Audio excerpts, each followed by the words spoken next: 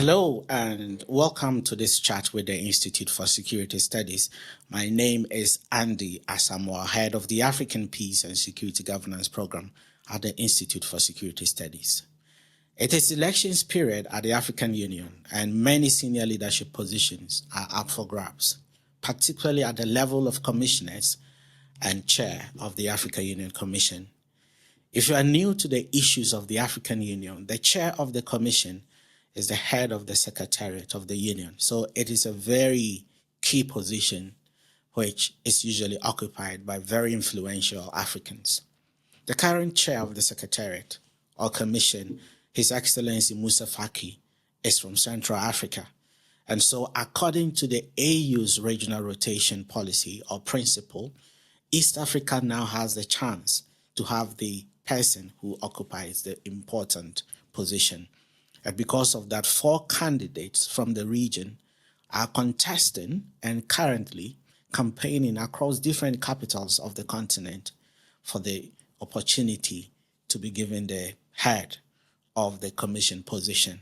ISS has been chatting with the candidates to try and understand their vision, their motivation, their understanding of the intricate issues that Africa faces and how they are going to approach things when they take up the position of the chair. And so in that context, I have the pleasure, or I'm actually set for a chat with His Excellency Mahamoud Ali Youssouf. He is currently the Minister of Foreign Affairs and International Cooperation of Djibouti, an accomplished career diplomat who has served his country in many capitals across the world. And so I am excited to speak to His Excellency about his vision, his understanding of issues, and his approaches to continental issues. Do stay with me as I welcome His Excellency Mahamoud Ali Youssouf to this chat with the ISS. Your Excellency, you are welcome to this platform. Thank you very much. Thank you for having me in this platform of the Institute for Security Studies. I know it's a very busy period of the year. You are in the middle of your campaign for this position. And so thanks so much for taking the time to speak to the Institute for Security Studies. To begin with, Excellency, I know this is a position that will cause you to sit up in the night. It's very demanding and you will have so much on your shoulders. Help us understand what inspired you to present yourself as your country's nominee to contest this position. The ambition of serving the continent is something that have been nourishing for many years. Let me start by saying that I have been serving as a foreign minister for the past 20 years, and I have a very strong experience of more than 30 years in multilateral diplomacy. And what helped me to jump on this opportunity is that the recent reforms that have been introduced in the African Union, established the rotation principle, which means that now it's the turn of the East African region to propose a candidate for that very, very important position.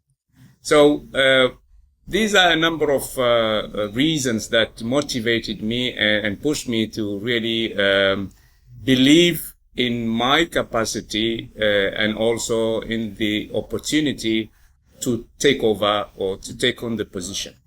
Now, we have also to recognize that the challenges that you have spoken right now and you have pinpointed are really daunting challenges. The African Union and our continent needs today a new leadership in the Commission. The African Commission has to rise up to these challenges, and I think that I have the willingness, the readiness, the necessary experience to make a difference. I think that these are, the reasons and the motivation that brings me in this race. Thank you very much, Your Excellency, for helping us understand your motivation for such an important position. What are the issues you intend to prioritize if you happen to get the nod for this position? What we have to recognize first is that when the African Union decided to endorse the Agenda 2063 and puts a number of 10-year plans. And by the way, I have to really thank Chairwoman, let's say, Dlamini Zuma, who really have been very instrumental in steering the work for that Agenda 2060. She is really behind the whole, idea of having that framework.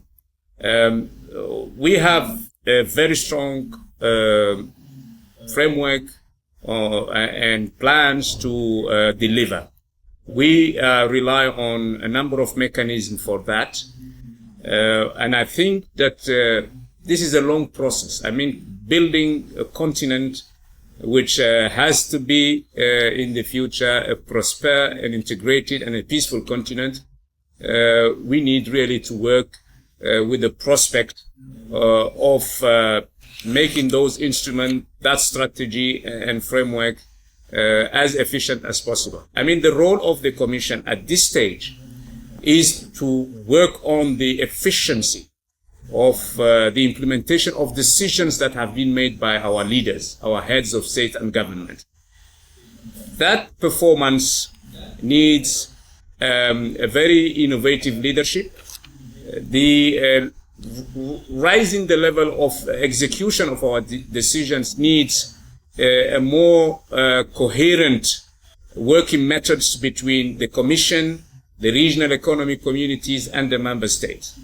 I think that the incoming Commission will have to shoulder that responsibility of improving the methods of working between those mechanisms and institutions. The policy organs are really doing a great job by providing, the Commission with the necessary instruments. What I think is necessary right now, if we want really to be realistic, and we are not saying that we will change everything overnight, is to focus on the methodology, to focus on the way forward in terms of coordination, collaboration, and also the way forward in mobilizing the resources to make these efforts,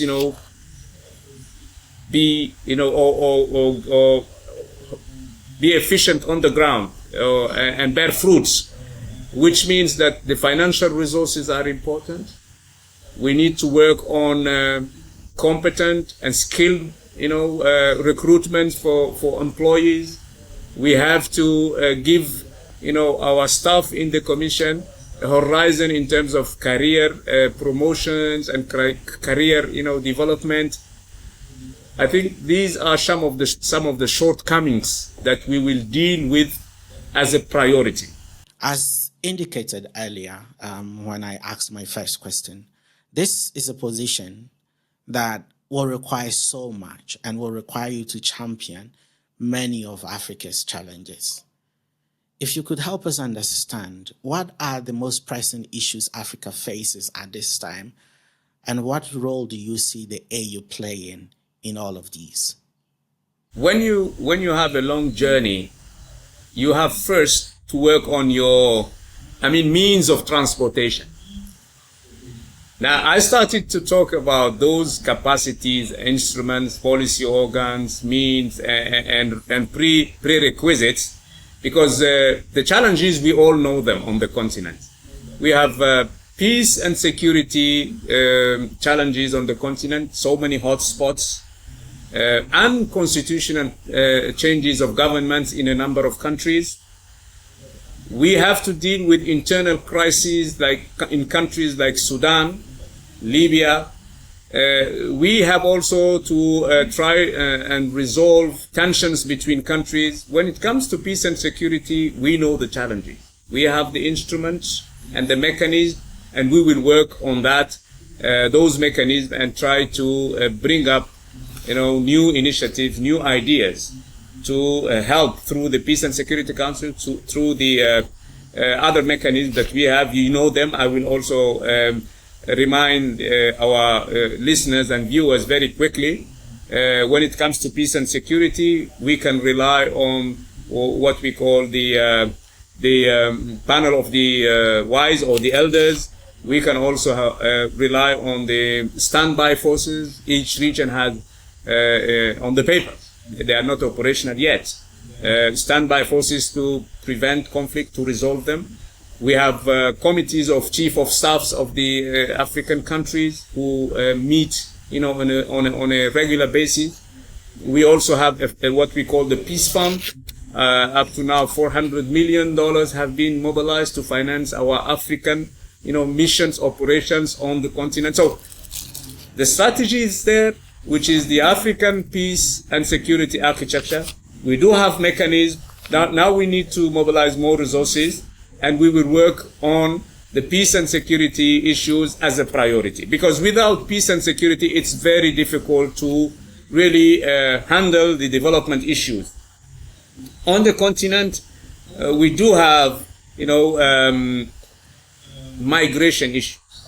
We would like to see a better movement of our population between our countries instead of leaving them to, embark on adventures to reach Europe or other parts of the world. Migration and providing our youngsters with the livelihood they need on the continent is very important. These are not, general announcement. We need to work on how we can transform our agriculture so that agriculture becomes, a job provider for youngsters.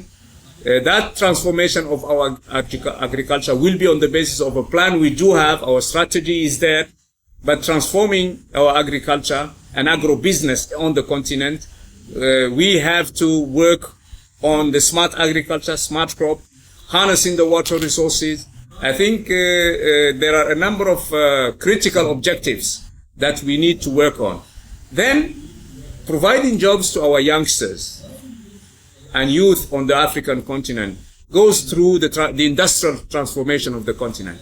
We don't need to, fix to ourselves very high, expectation and goals when it comes to the industrial transformation.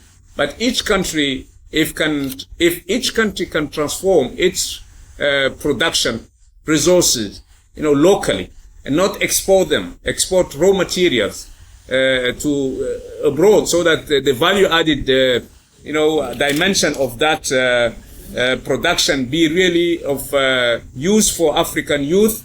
I think that's also a priority that I will certainly shoulder and try to work with member countries on how to do our best to provide those job opportunities to youth on the continent through the transformation of our agriculture, agribusiness, and the industrial transformation of our continent. The climate change and climate change consequences on our economies and countries is also something that needs a particular focus and attention from the leadership that will come to the head of the Commission.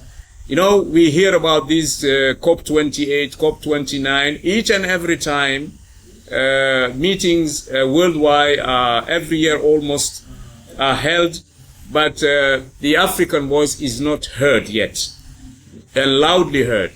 In Abu Dhabi during the 28th UN Convention on Climate Change, there was a fund that has been created called Loss and Damages Fund to help African countries to adapt to climate change and, put in place their mitigation plan.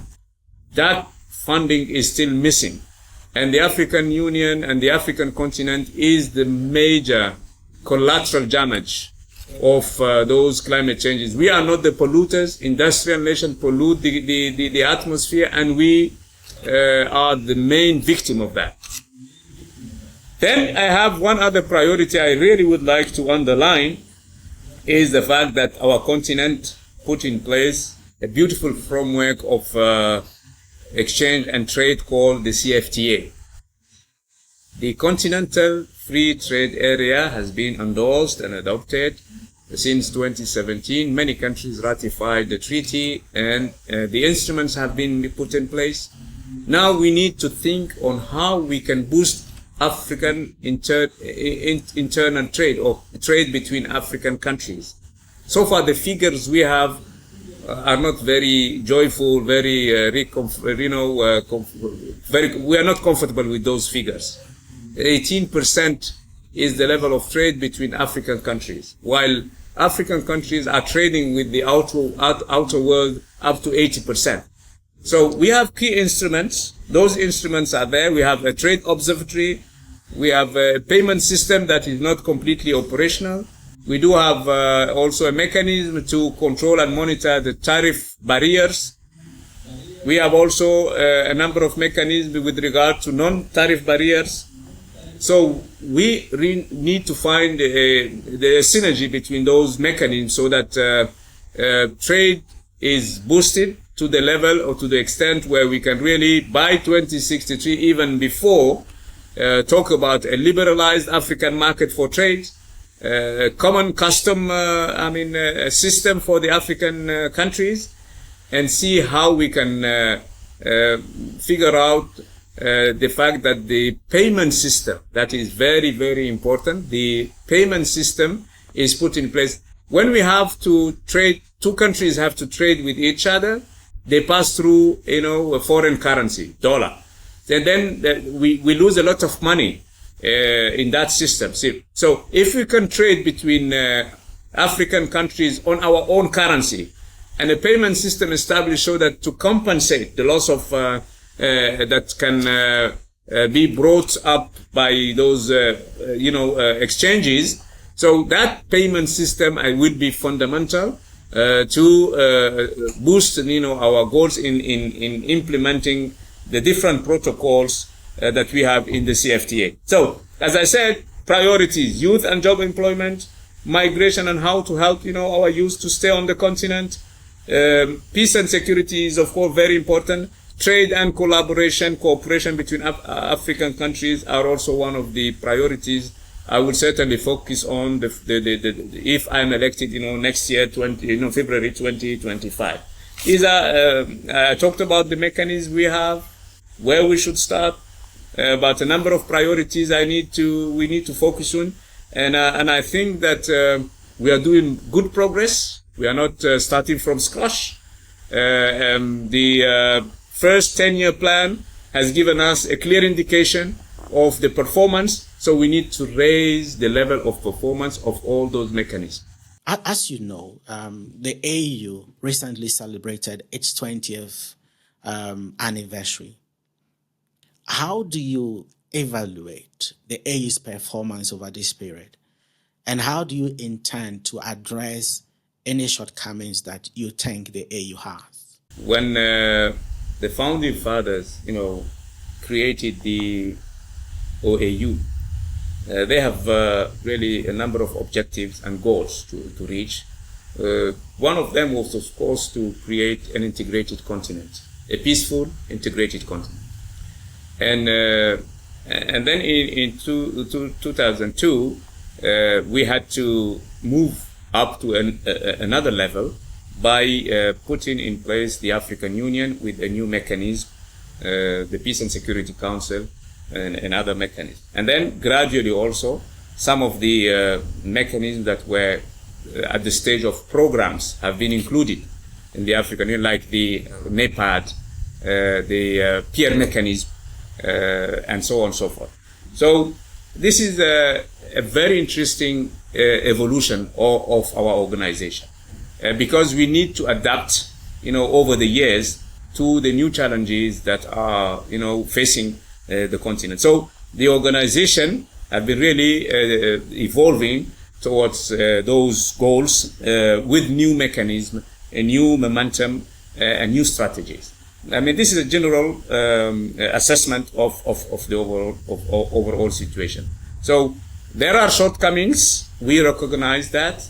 We do have still, as I said, security and peace problems on the continent, unconstitutional changes of governments.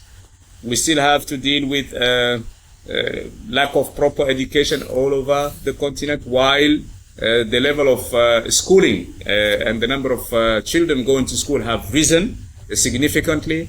The African continent is also stuck with pandemics, Ebola, Mpox, and other, pandemics on the continent. We have on the continent over the past 20 years managed to create a number of mechanisms like the AMA, which is the African Medical Agency. We have the CDC, this mechanism to control diseases and pandemics. So the process is undergoing. The process of improving the livelihood of African citizens is really something we can be proud of. We are not saying that we have reached all our goals, but at least we managed to create a new dynamic when the African Union has been put in place and evolved from the OAU to the African Union. Now, it's important to assess always what has been done and what are the shortcomings and where we are heading to. These are the challenges that we will have to shoulder as the new Commission and come up with, innovative leadership on all those issues that I have just mentioned. Let me add at this stage also that our leaders, the heads of state and government, have,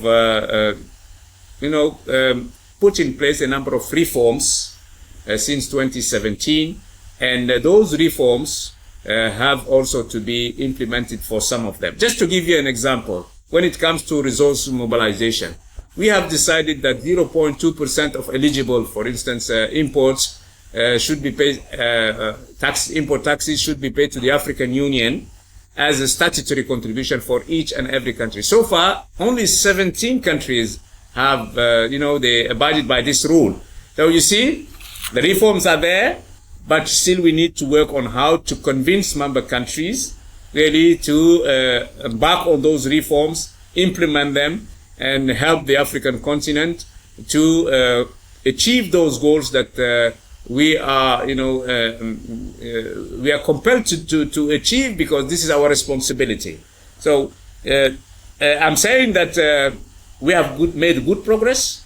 Reforms are there, the mechanism also. So I think that the new Commission will have really to work on the implementation of those reforms. You touched on the very important issue of AU reform, which has been ongoing since 2017. What is your assessment? Do you think the AU reform process is working or has worked?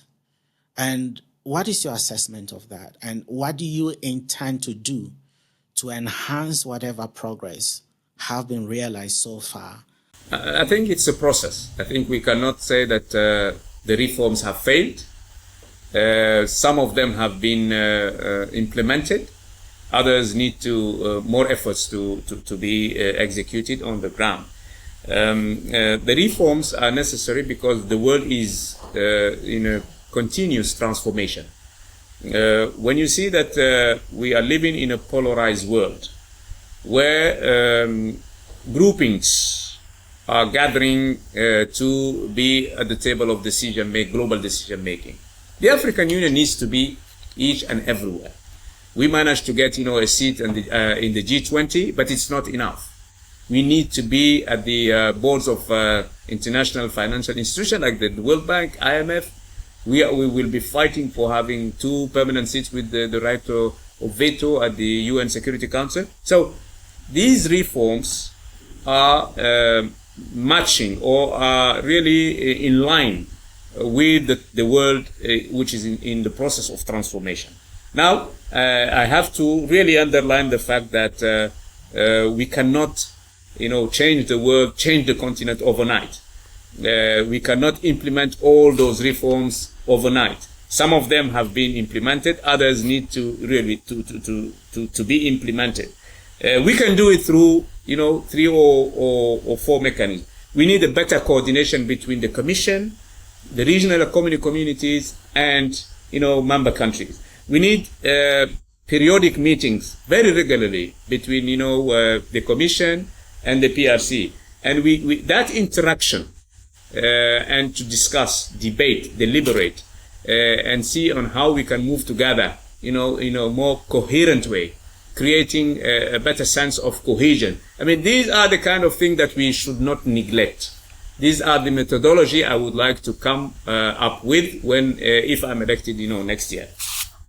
Related to the issues you've just raised, there are perceptions of inefficiencies at the AUC. Is it something you intend to tackle if you get to take up the position?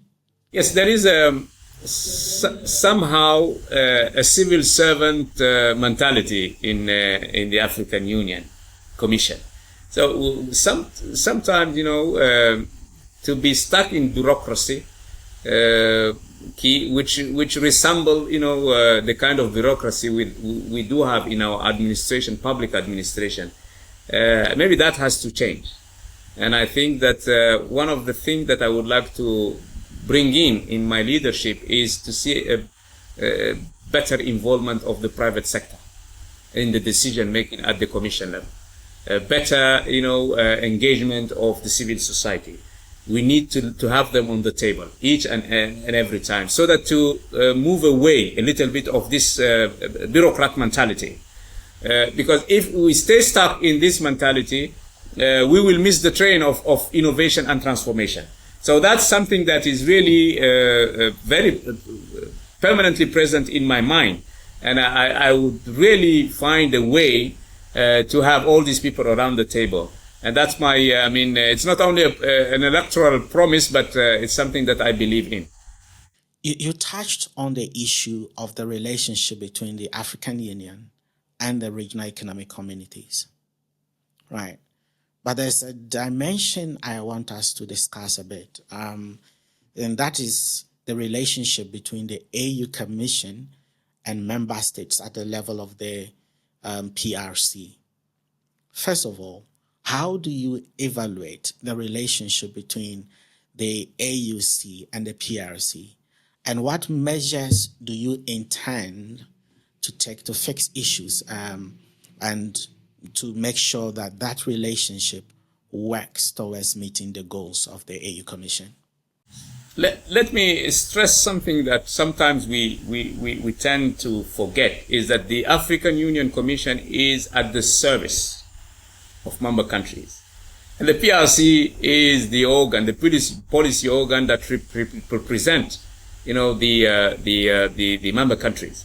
So if a commission have really the willingness to succeed and be performant, it has to have better relationship with the PRC. And to get to that stage is to have regular meetings, to have discussions on each and every issue. If we leave that responsibility to lower, let's say officials, lower, employees, the PRC will not be happy with that. The PRC is one of the policy organ of the organization. So better interaction, more regular meetings, better methodology in debating, discussing the pertinent issues with the PRC is critical, because these are the kind of grievances or criticism that we receive from the PRC. They're saying the Commission is not really, engaging with us on a regular basis, so that we can present our positions on each and every issue. So I will make sure that regular meeting with the PRC will be, established as a let's say as a permanent and structural method of work between the Commission and the PRC.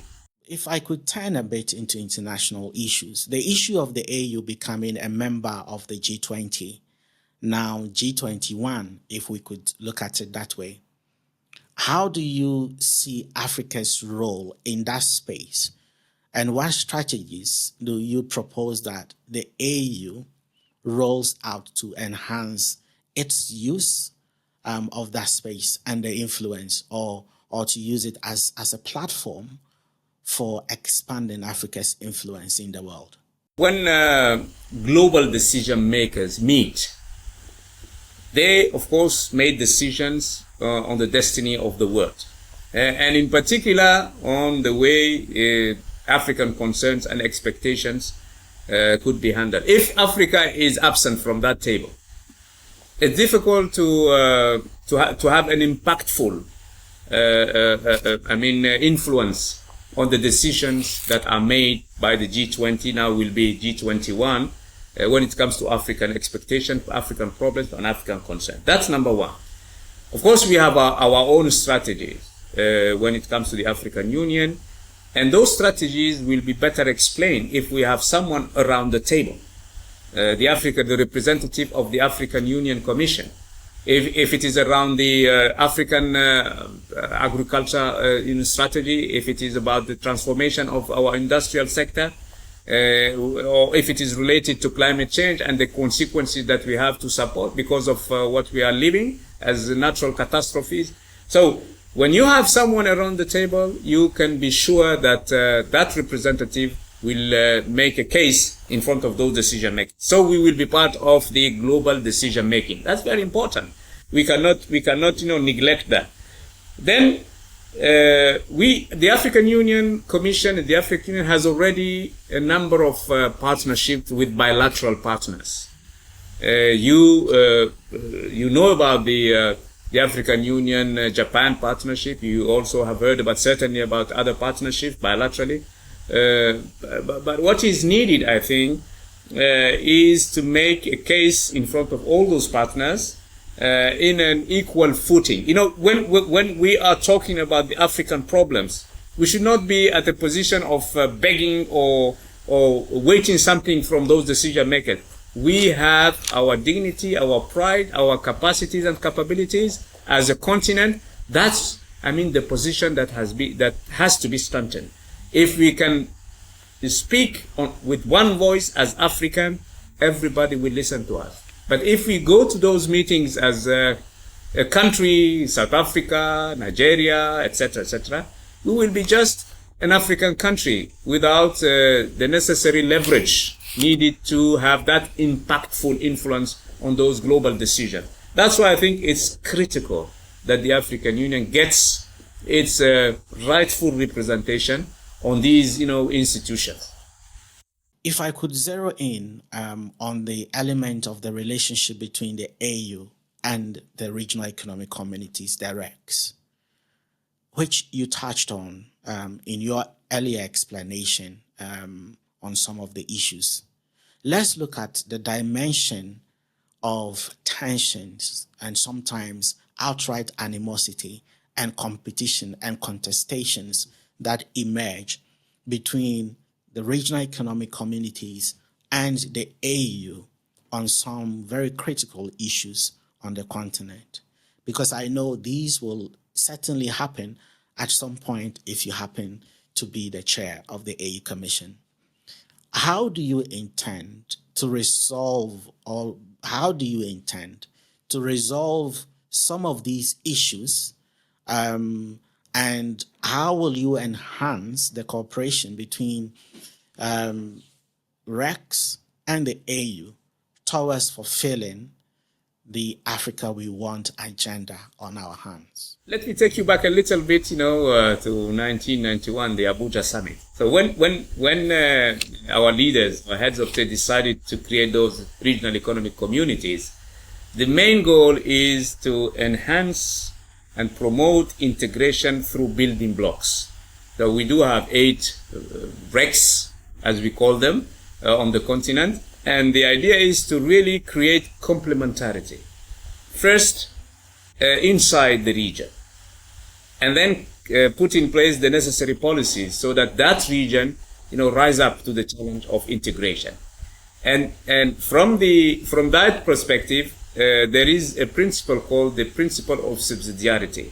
So the African Union Commission will work on the basis of that principle. The African Union Charters, stipulates clearly that the Commission is at the service of those goals. There shouldn't be any competition between any commissioner, for instance, trade commissioner at the African Union Commission, who is there to impose, a different vision of what the regions wants to do. We are here to accompany the regions, to assist them in terms of expertise, to assist them in terms of know-how, skills, expertise, and capacity, so that they can create that, synergy between themselves and reach the goal of integration, first at regional level and then at continental level. So my vision and my leadership will be to work on the basis of the principle without creating the sense of competition, but insist on the fact that there is a principle of complementarity and collaboration upon which that we need to work. I think this is something that is paramount if we want really to create that sense of collaboration and complementarity. We will make sure that we will improve understanding, collaboration, and synergy and complementarity between the Commission and the RECs. Let's turn to the issue of the Continental Free Trade Area. You've touched on trade a bit in your submission. The Continental Free Trade Area, as we know, is one of Africa's most celebrated projects so far. In what ways do you think the continent can enhance its implementation or enhance its entire existence and contribution to the continent's goals? If we want to boost the trade between African countries, there are two bottlenecks that we need to resolve very quickly. One of them is the free movement of individuals, capitals, and goods. We really have to work on, what we call tariff barriers and non-tariff barriers. Tariff barriers, we know them. There are concessions on tariffs. We have exceptions. We can handle that very easily. But non-tariff barriers, it will be the most challenging. How can we, create the sense of, loyalty, confidence, trust, so that African citizens can move from a country to another, at least at the first stage for trade purposes. That's number one. The African passport is there, but it has to be really recognized, implemented, and accepted by each and every country at the border, at its border. The other, critical point, bottleneck, is to make operational the payment system. So when we trade together, Djibouti and South Africa, for instance, we should be able to use our currency. If you buy products from South Africa should accept the Djibouti currency. If we sell something, we also have to accept the South African rand, for instance. But there comes the idea of having a payment system where, this payment system will compensate the country that will have any kind of loss in the exchange rate, for instance, of the currency, etc., etc. So it will be critical to work on tariff barriers, non-tariff barriers, and this payment system. These are the two pillars on which I believe that the African continental free trade area has to stand. Of course, infrastructure is the third pillar. Cross-border infrastructure is very important. If we don't have roads, railways, it will be very difficult to move goods from a country to another. So African Union Agency Development and NEPAD also will be critical in helping or boosting trade between African countries. These are three bottlenecks that the new Commission will have to really work on with member countries. We are not coming with a miracle recipe, or we are not going to reinvent the wheel, but working hard, creating synergy and collaboration and complementarity, I think, will be critical. Thank you so very much. Excellency, in wrapping up, is there anything that you would like to touch on as your parting shot to drive home the kind of points you've made so far?